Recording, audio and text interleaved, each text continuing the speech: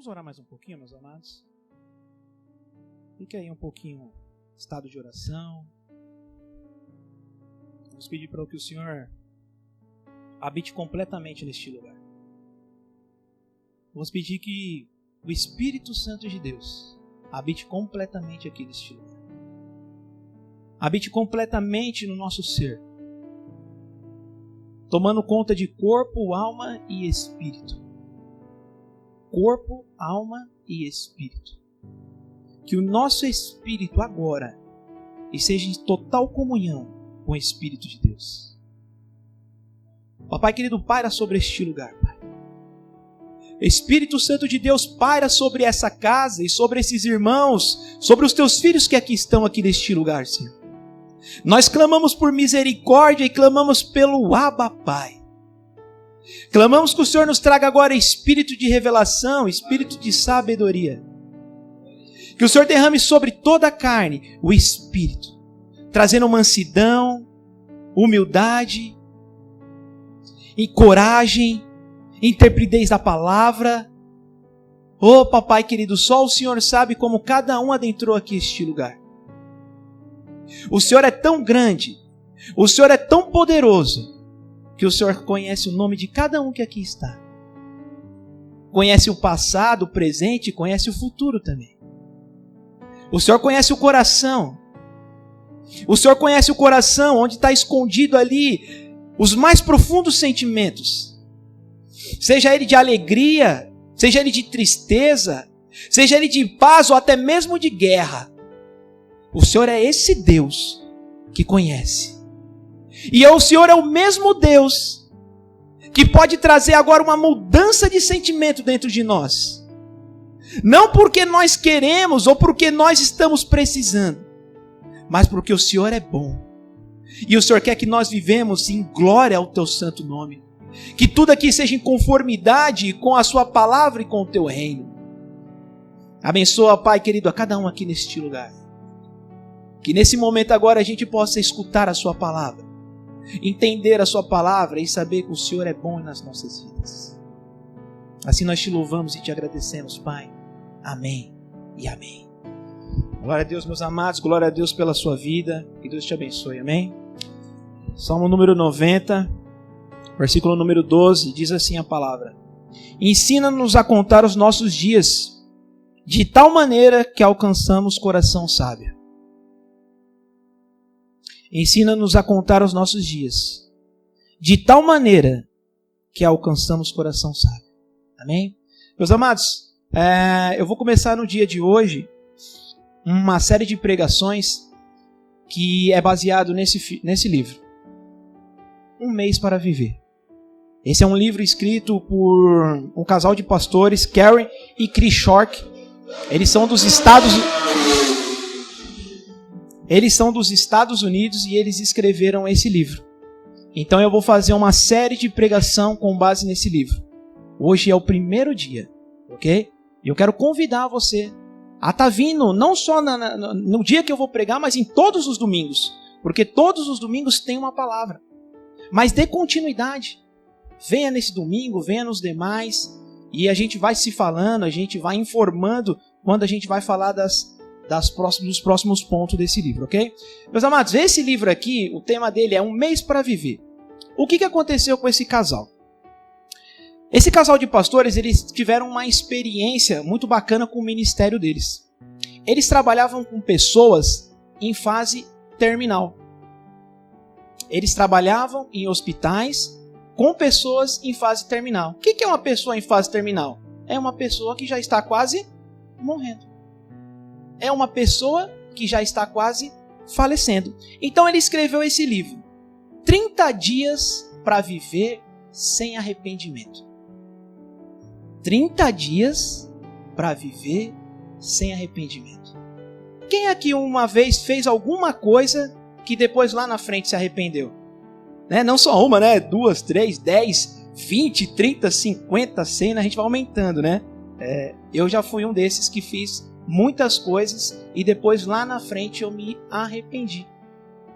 Então esse livro nos ajuda a ter uma vida sem arrependimento.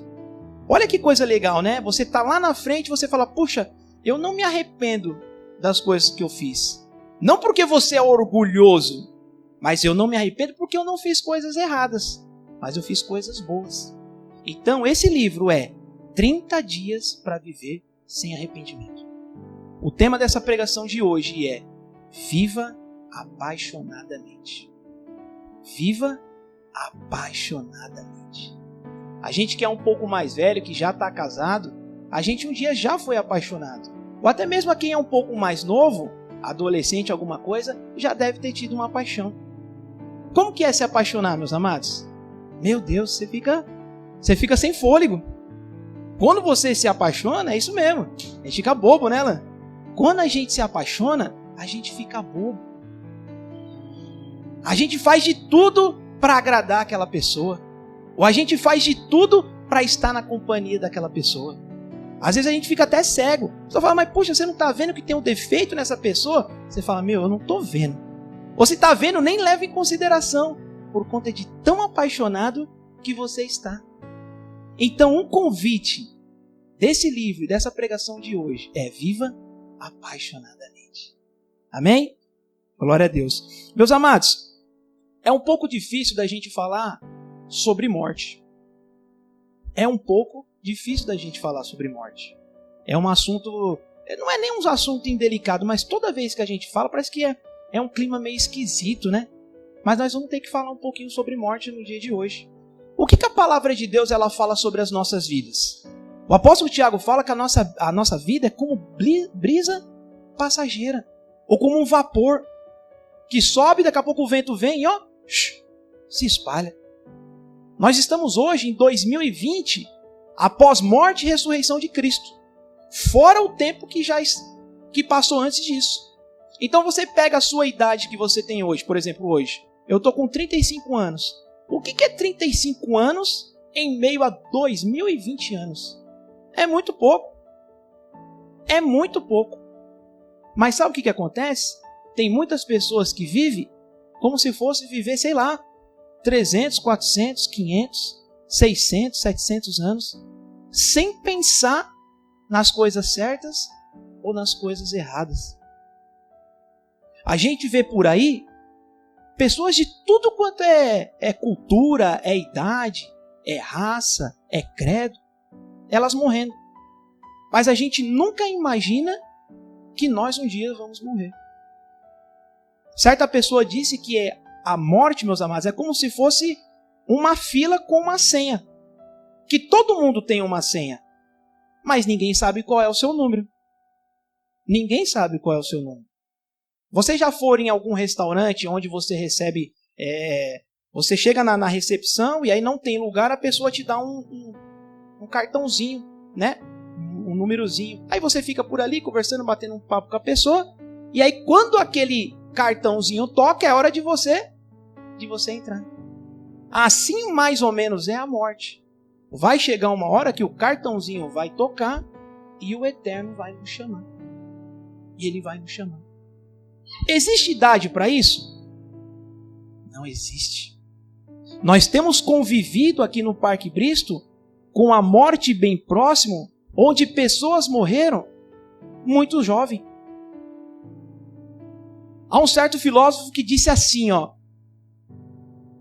nem todos vivem, mas todos morrem. Tem gente que não vive, meus amados. Não é todo mundo que vive, mas é todo mundo que morre.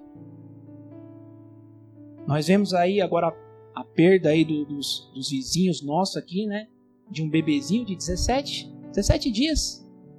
Nem viveu, mas já provou da morte.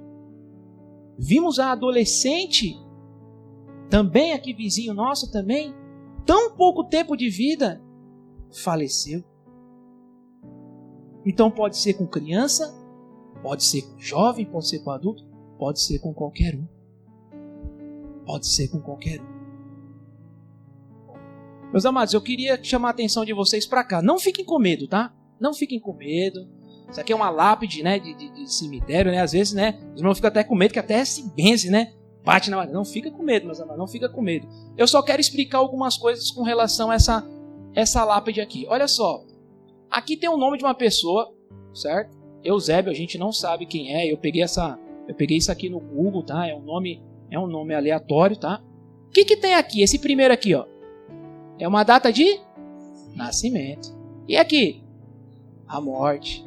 E aqui no meio? Um traço. Ali é um traço. Eu queria falar com vocês sobre isso, sobre o traço. Meus amados, algumas pessoas vão dizer no mundo que nós temos livre-arbítrio, que nós podemos fazer o que a gente quer. Só que essa questão de livre-arbítrio é algo para a gente se pensar e pensar muito. O Leandro Vieira disse que assim, ó, o livre-arbítrio é para a gente fazer o que temos que fazer. E quando você faz aquilo que você quer fazer, não é livre-arbítrio, é libertinagem. Entende? Então, quando você faz aquilo que você tem que fazer, e nós entendemos que é a palavra, livre-arbítrio. E quando eu faço aquilo que eu bem entendo, libertinagem. Só que essa questão do livre-arbítrio que as pessoas falam não é bem assim. Por exemplo, eu vou perguntar algumas coisas para vocês. Vocês escolheram a data de nascimento de vocês? Não. Tá lá, esse camarada escolheu que ele ia nascer aqui em 1942? Não. Ele escolheu que ele ia morrer em 2014? Ano da Copa? Também não. Então será que é tudo que a gente escolhe, que a gente comanda? Você escolheu seu pai e sua mãe? Não. Você escolheu seu irmão? Não. Você escolheu que não queria ter uma irmã? Não tem como. Tio, cunhado. Você escolheu nascer aqui na capital, em São Paulo, ou sei lá, em qualquer outro estado ou cidade? Não. A gente não escolhe essas coisas. A gente não escolhe. A gente pode escolher também a nossa data de falecimento? Também não. A não ser que você seja um suicida. Queira se suicidar. E tem como você escolher a data. Mas se você não fizer isso, não tem como escolher a data de falecimento. Não tem como. Só tem uma coisa que a gente pode escolher. É como nós vamos viver o nosso traço. Como que será que foi a vida desse Eusébio?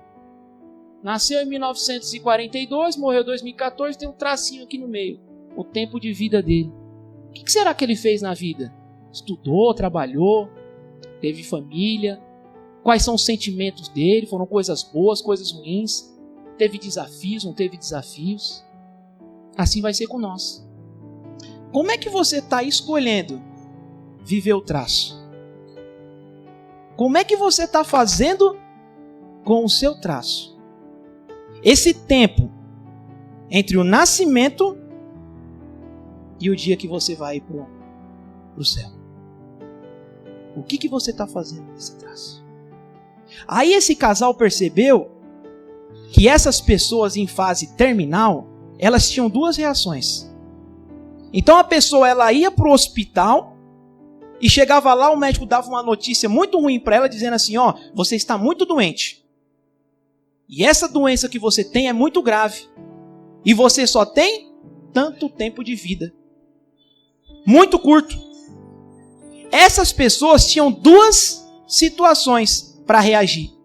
Umas pessoas não ligavam e faziam tudo de qualquer jeito, porque afinal de contas elas já iam morrer. Só que outras começavam agora a se portar de uma maneira muito diferente, porque tinha pouco tempo de vida. Eram essas duas reações que as pessoas tinham. Um falava, eu não quero mais nem saber, cara, eu vou morrer mesmo. Eu vou fazer qualquer coisa.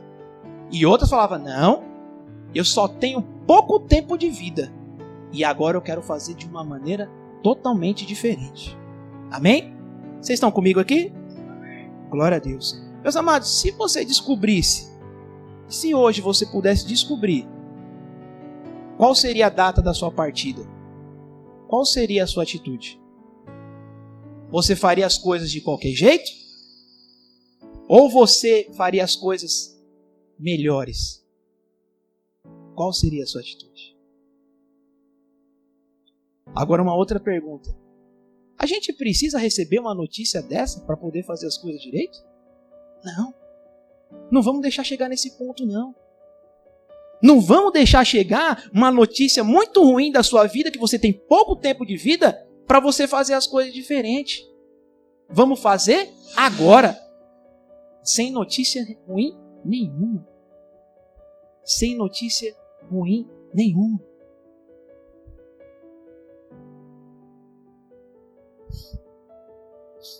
Aleluia.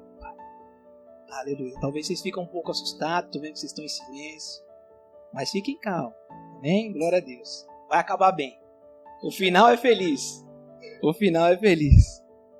O final é feliz. Aleluia. E aí, meus amados, a pergunta é: então, se a gente não consegue escolher a data de nascimento, nem a data da nossa partida, mas nós temos que nos preocupar com o traço, como viver para ter uma vida digna diante do Senhor? Como fazer para ter uma vida apaixonada? Como viver apaixonadamente? Eu quero dar 3 dicas para vocês. São muitas coisas. Esse livro ensina muitas coisas. Mas eu quero dar 3 dicas para vocês. A primeira dica que eu quero dar... Vocês conhecem pessoas que falam assim: ah, mas se um dia isso acontecer, eu tomo uma atitude. Ah, mas quando acontecer tal coisa, eu tomo uma atitude. Se me acontecer isso, eu tomo uma atitude. São pessoas que sempre estão procurando o momento perfeito para fazer alguma coisa. Então fala assim: ah, se eu ganhasse na Mega Sena, eu ia ajudar as pessoas. Ah, se eu tivesse um trabalho, eu iria estudar. Ah, se eu tivesse uma condição melhor de vida, eu ia fazer alguma coisa pela igreja. Uma das coisas que nós temos que abandonar é a síndrome do algum dia. Esse algum dia nós temos que antecipar, e ele tem que ser hoje. Por que nós temos essa síndrome do algum dia? É porque, na verdade, meus amados, a gente tem um pouco de medo.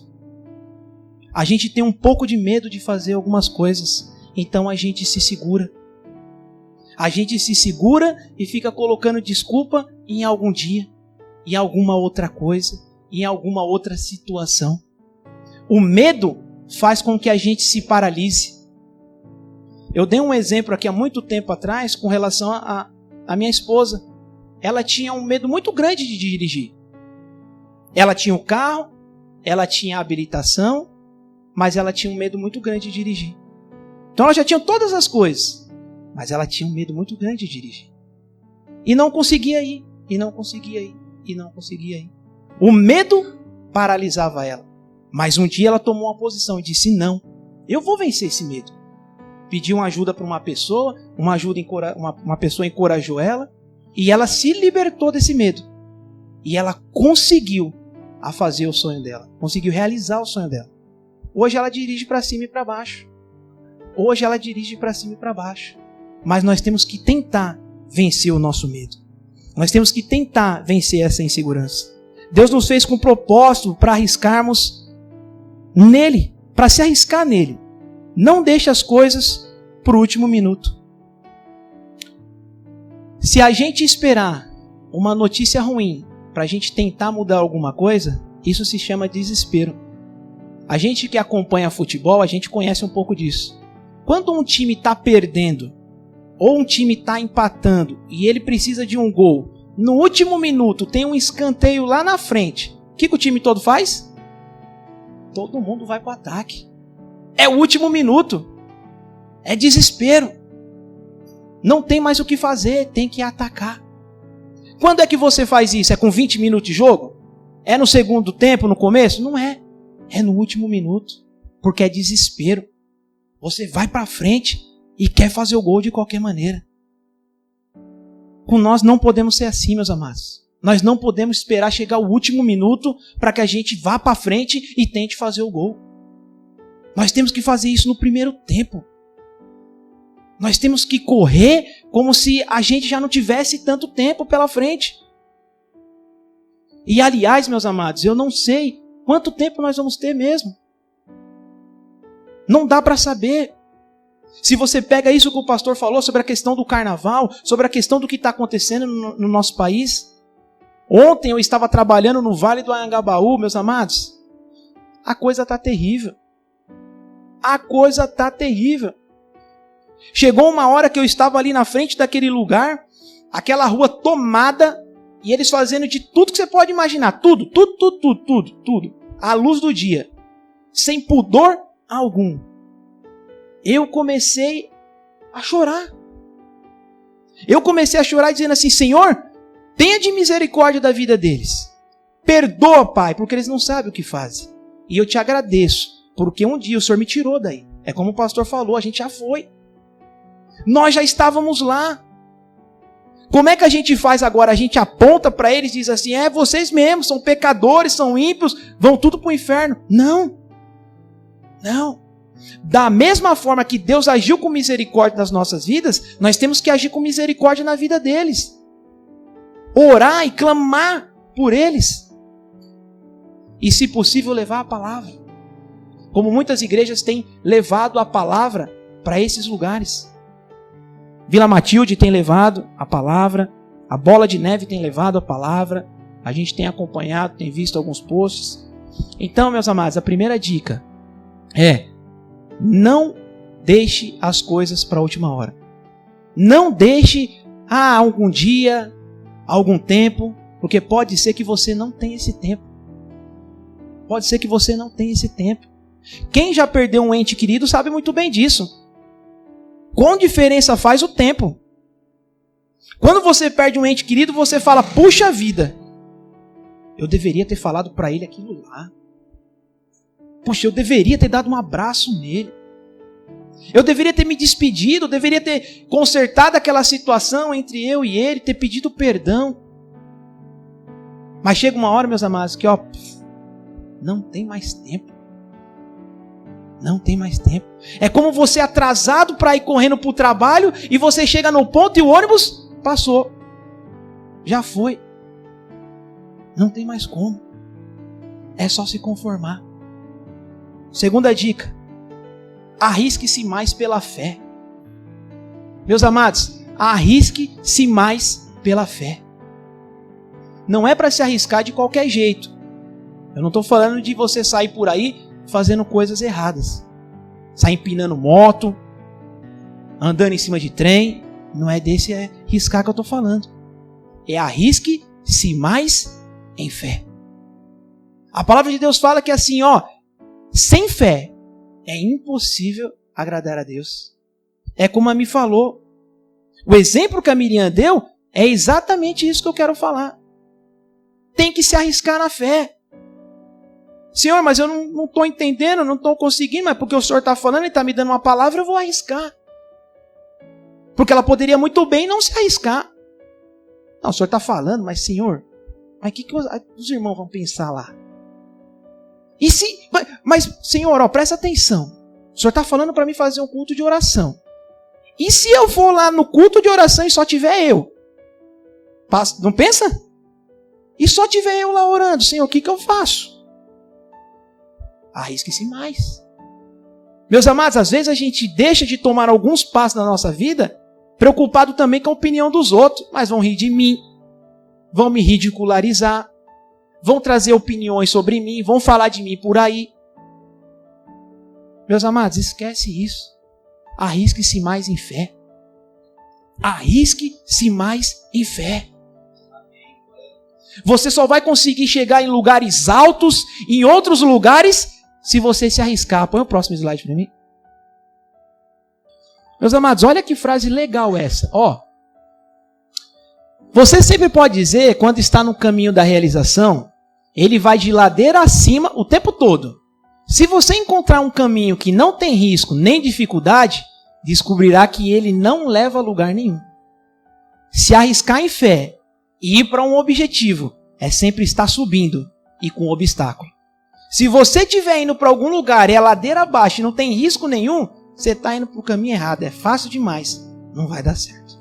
Arriscar-se em fé é isso aí. Subindo. Dificuldade. Alguns espinhos. Algumas pedras. Algumas montanhas. Aleluia. Glória a Deus. Você sabe quem teve um exemplo muito legal na Bíblia sobre se arriscar? É Pedro. Pedro, nesse quesito, meus amados, ele é nota 10 em se arriscar. Mesmo que ele ia errar, ele se arriscava. Estava todo mundo lá querendo prender Jesus, o que ele faz? Tira a espada da bainha e vlop, na orelha do soldado. O Senhor olha para ele e fala, Pedro, mas rapaz, não é assim, cara. Não foi assim que eu te ensinei. Guarda a espada. Vai lá, pega a orelha dele, coloca aqui e ensina. Mas ele se arriscou. Fez alguma coisa e aprendeu com a lição. Outro momento em que Pedro se arrisca. Está todo mundo no barco, todo mundo agitado, o vento, o mar, aquela bagunça toda. Vamos morrer, não vamos morrer. Daqui a pouco eles olham lá, quem está vindo? Cristo Jesus andando sobre as águas.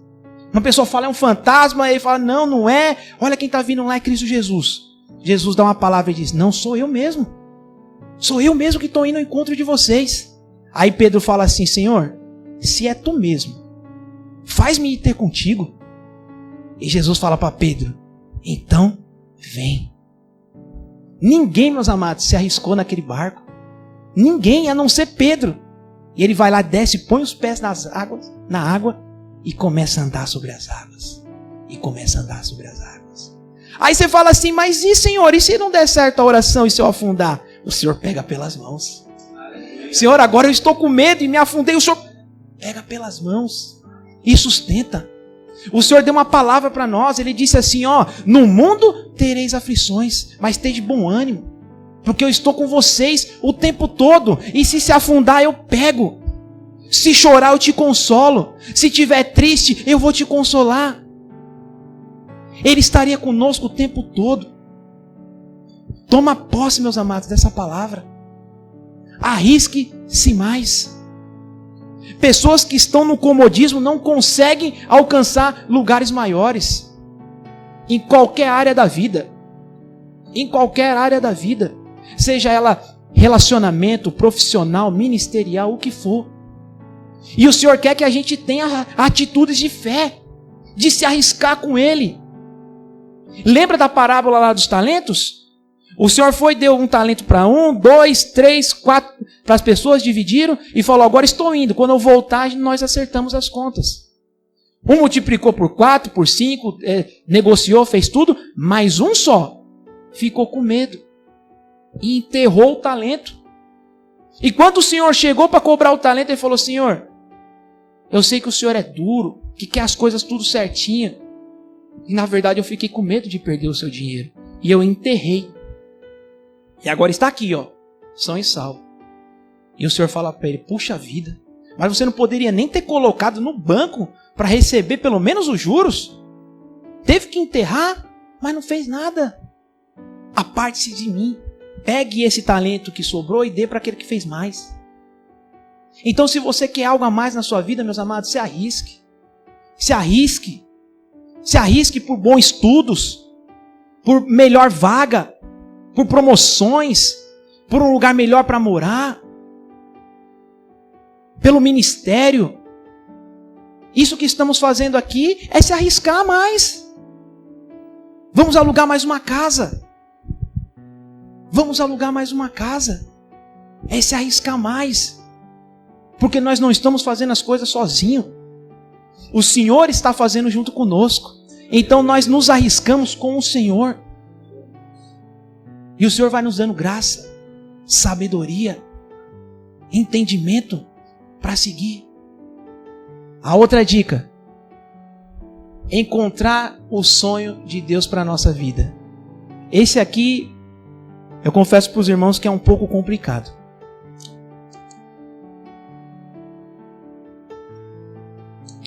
Muitas vezes nós nos perguntamos, né?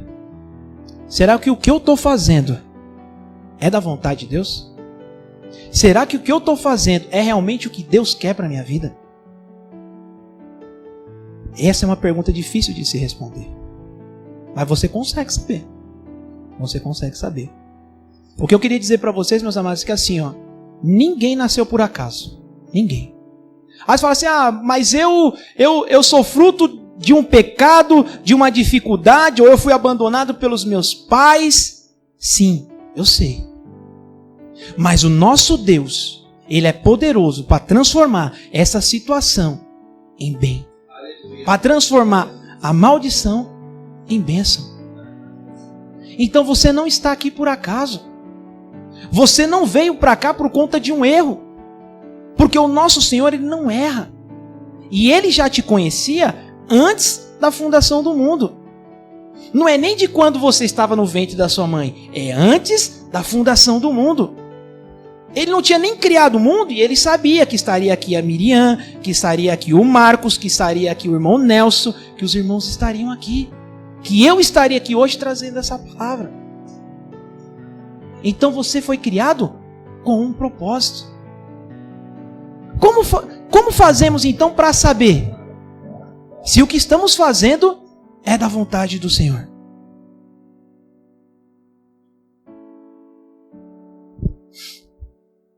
Se algo que você está fazendo, meus amados, tem aqui mentir, enganar, subornar, humilhar alguém, destratar alguém, não é da vontade do Senhor. Então você está querendo muito uma coisa, mas para fazer essa coisa você tem que contar uma mentira. Não é da vontade do Senhor. O Senhor não coloca na sua vida um plano, um propósito que vá de contra a palavra dele. Se estiver contrariando a palavra dele, não é. Então é fácil você analisar. Por exemplo, no seu trabalho, você está mentindo, está enganando para tentar alguma coisa?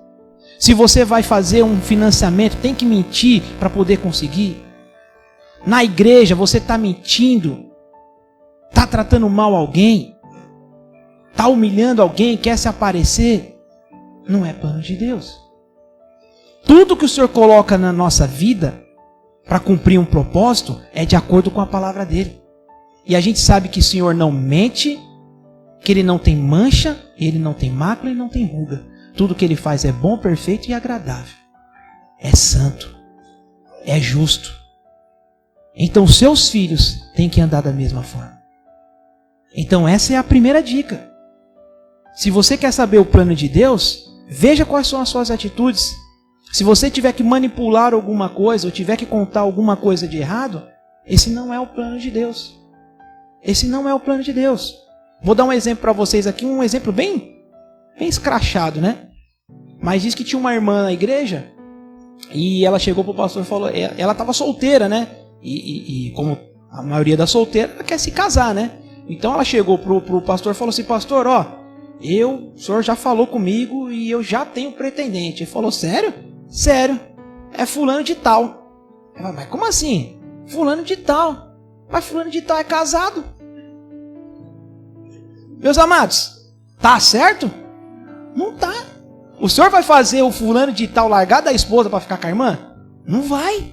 É contra a palavra. É contra a palavra. Então não vai ter. A pessoa tá enganada. Ela precisa saber disso. Ela está enganada. Irmã, você está enganada. Deus não falou com você. Porque o que Deus fala é tudo certo, tudo justo e tudo santo. Isso que você tem é um engano na sua mente. Então não tem como acontecer. Segunda dica, meus amados. Deus sempre nos dá sonho que vão exercitar a nossa fé. Se você tem um sonho, mas você não precisa ter fé nenhuma para fazer, então o sonho é só seu. E não é de Deus. Porque Deus gosta de trabalhar em parceria. Deus coloca coisas grandes na nossa vida que é para a gente ter fé nele. Que é para a gente não fazer sozinho. E dizer que, tá vendo, Senhor, depois eu consegui sozinho. Então se é uma coisa muito fácil para se fazer e não precisa ter nenhuma fé, também não é sonho de Deus. Não é plano de Deus. E você tem como exemplo isso? Noé. Noé.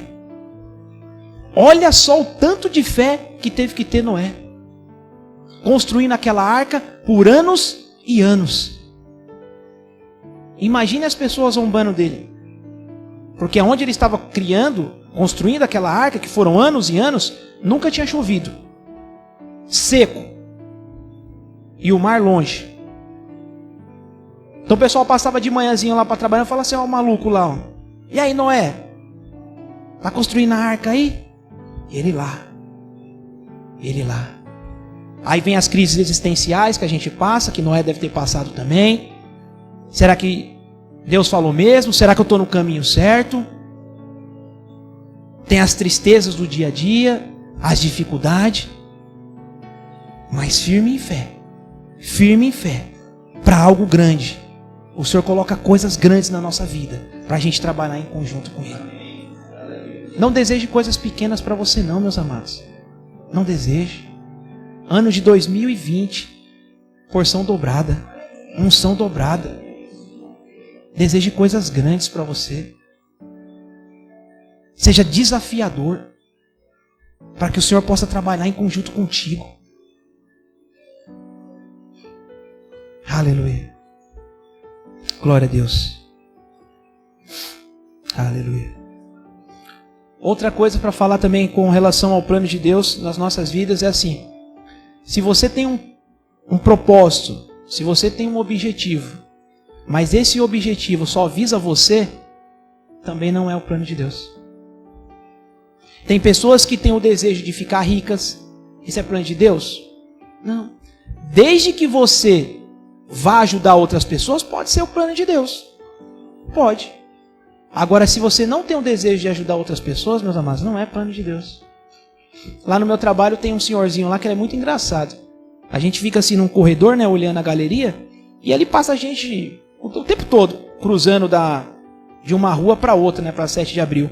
E nessa galeria tem uma lotérica. E um dia sim, um dia não, ele vai lá fazer jogo da Mega Sena. E ele falou para nós, ano passado, na Mega Sena da virada, ele falou assim, ó, eu vou lá fazer um jogo. Se eu ganhar, e você estiver aqui amanhã, eu vou pagar para vocês um café e um bolo. Aí toda vez que ele passa, que ele faz o jogo, ele fala assim, ó, já garanti lá. Se você estiver aqui amanhã, eu pago. Mas se vocês não estiverem aqui, eu não pago. E ele sempre passa, um dia sim, um dia não, vai lá. Aí eu falei, meu Deus do céu, ele não está ganhando nada, mas está enriquecendo a lotérica, né? Se ele tivesse guardado toda a grana dele, né, guardado na poupança, ele não precisava nem jogar mais, já estava com a grana toda poupada. Então assim, qual que é o plano dele? Qual que é o objetivo dele? É ganhar para satisfazer a vontade dele, para satisfazer todos os desejos dele. Então não é plano de Deus. Não é plano de Deus. E a Roberta às vezes pega no meu pé com relação a isso, né? Por exemplo, a gente tem carro. Alguns irmãos têm carro, né? E a gente pede ao Senhor, fala, Senhor, me abençoa com o carro. Ô Senhor, o Senhor sabe, o carro é para servir a obra, o carro é para ir para a igreja, é para ajudar os irmãos e tal, não sei o que lá. Aí beleza, aí você sai da igreja, aí você está indo para casa, aí o irmão pega e fala assim, ô, pode dar uma carona para mim? Aí você fala, não posso. O carro é para servir os irmãos? O carro é para servir a igreja? Não é para servir a quem? Só você. É só para o seu bem-estar. Então a Roberta sempre fala isso para mim, Davi, e aí eu abro, né? Tem que abrir o olho e escutar o que ela está falando, para fazer as coisas direitinho. Para aquilo que a gente tem, servir de comunhão para os outros. A palavra de Deus, o evangelho de Deus, meus amados, ele nunca é para o nosso eu, mas sempre para o nós. O reino de Deus e a palavra de Deus, o evangelho de Deus é tudo ao contrário. O último é o primeiro. Aquele que ganha é o que perde. Os humilhados serão exaltados. Então não é para mim, mas é para todos. Essa é a essência do evangelho. Aleluia. E você só vai conseguir, meus amados, entender o plano de Deus e o objetivo de Deus se você deixar Cristo a participar da sua vida. Se você deixar Cristo entrar na sua vida, você vai entender o plano de Deus, o objetivo de Deus. Cristo, após a morte dele e ressurreição de Cristo, 2 viajantes estão andando pelo caminho e Cristo se aproxima deles. E Jesus começa a conversar com eles. E eles começam a falar assim para Jesus, você está sabendo o que está acontecendo aí por Jerusalém? Todos esses boatos, essas coisas que estão acontecendo? E Jesus, mais ou menos. Então, rapaz, tem um profeta aí, um que se diz que é Messias, morreu, foi crucificado, estão dizendo que ele ressuscitou. E o próprio Jesus, hein?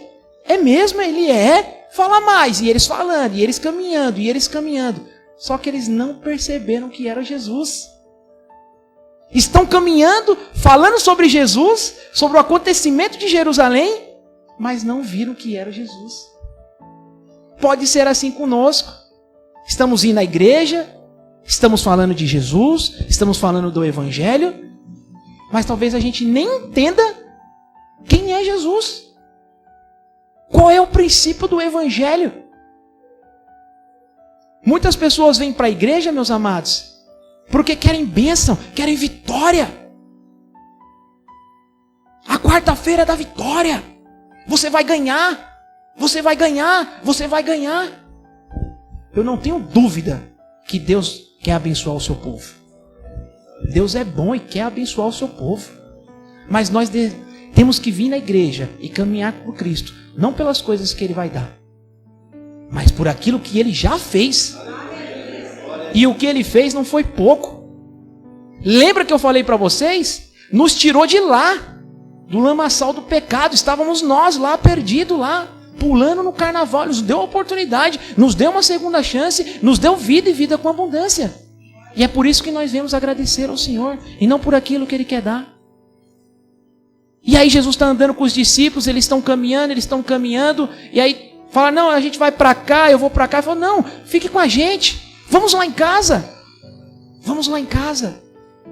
E aí quando Jesus se senta na mesa com eles, com aqueles discípulos, que Jesus pega o pão e diz assim, ó, e levantando, dá graça e parte o pão, na mesma hora, os olhos daquelas pessoas enxergaram que era Ele. Esse é o Jesus. Nós só vamos conseguir entender e saber quem é Cristo Jesus quando Cristo for participante da nossa casa. Quando Cristo Jesus sentar na nossa mesa. Quando Cristo sentar na nossa mesa, esse Jesus sentar conosco, a gente vai entender quem é a gente. Meus amados, não espere receber uma notícia ruim, que você tem poucos dias de vida para você tomar uma atitude e fazer as coisas diferentes. Faça as coisas diferentes agora. Não espere chegar o último tempo do jogo para você correr lá na frente e tentar fazer um gol desesperado. Tente fazer isso nos primeiros minutos. Amém? Glória a Deus. Deus te abençoe. Eu espero que vocês tenham entendido essa palavra. Viva apaixonadamente. Viva apaixonadamente. Deixa a síndrome de um dia para lá. O dia é hoje. É agora. Porque amanhã nós não sabemos se estaremos vivos ou se não estaremos. Se arrisque mais. Se arrisque mais em fé com o Senhor. Tira aquele sonho seu do freezer. Tira aquele sonho seu que está enroladinho lá no freezer, no congelador. Olha só que algo interessante que aconteceu. Diz que uma senhora muito rica, ela faleceu. Ela faleceu. Aí os seus filhos, os seus netos foram mexer nas coisas dela e encontraram num lugar uma caixa fechada, toda embrulhada, enrolada, com um monte de prataria fina, porcelana fina, tudo pintado à mão, com coisinhas de ouro, tudo enroladinho, tudo embrulhado. Aquela senhora nunca usou aquela prataria. Medo, né? Sei lá, do neto quebrar, do neto derrubar. Ela nunca colocou aquilo para ser usado. Descobriu depois da morte dela. Agora eu te pergunto, se ela soubesse que só tinha 30 dias de vida, ela teria colocado para usar aquela prataria ou não teria? Colocaria, chamaria todo mundo e falaria assim, vem cá. Vamos aqui todo mundo se sentar e vamos tomar café e vamos almoçar com a melhor prataria que tem. E se quebrar, não tem problema. Não tem problema. Mas não quis se arriscar, o medo segurou. Não se arriscou em fé. Descubra o plano de Deus para a sua vida. Não pare de tentar descobrir o propósito de Deus para a sua vida. Não pare, não cesse, não cesse. Como aquela música do Morada, dia e noite e dia, até que Ele venha. Dia e noite e dia, até que Ele venha. Dia e noite e dia, até que Ele venha. E quando você descobrir esse propósito, não abra mão jamais. Não abra mão jamais. Tenha essa convicção e não abra mão. Mas vão dizer para você assim, abandona a fé. Não está dando certo mesmo. Você está aí e estão falando de você, e estão zombando de você. E tem outra, e não é nem só as pessoas, é você mesmo. Ó, é você mesmo, não presta, não sabe, não pode.